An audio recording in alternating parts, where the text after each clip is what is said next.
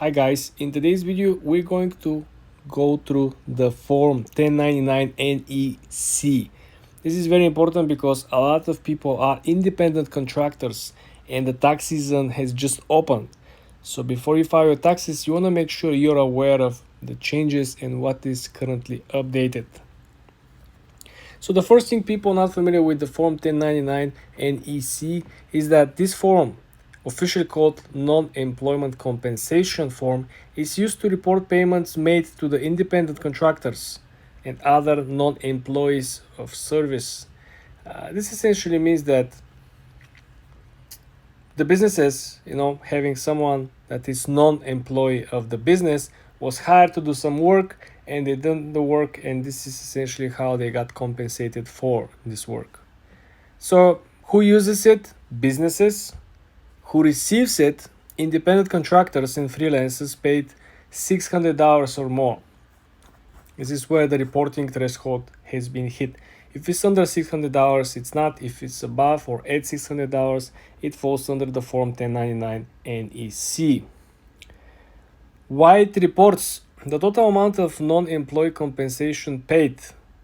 Okay, the total amount. It could be different payments, but if the total amount reaches the $600, this means that they simply have to be reported. When it's due? Well, mailed to recipients by January 31st of the following year. So you need to understand that this is the time frame in which they have to be submitted. Okay, they have to be sent, and this is how they're gonna be able to be filed. Key points over here, guys. Replaced form 1099 miscellaneous in 2020, now used specifically for non-employee compensations. Second thing is that the report payments of $600 or more, lower threshold than the previous of $10 threshold. So understand that there are big changes over here.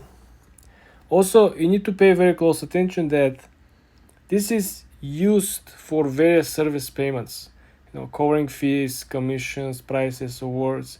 So determination of which is or isn't falling under this category to combine total of $600, it's very dependable, and everyone should make sure consult with an expert. Get together with your accountant, get your paperwork, and identify who got paid to do what kind of work, how much money they got paid, how much money they received, and are all of the compensations fall under the total amount of $600. For more videos like this, guys, subscribe and like this video.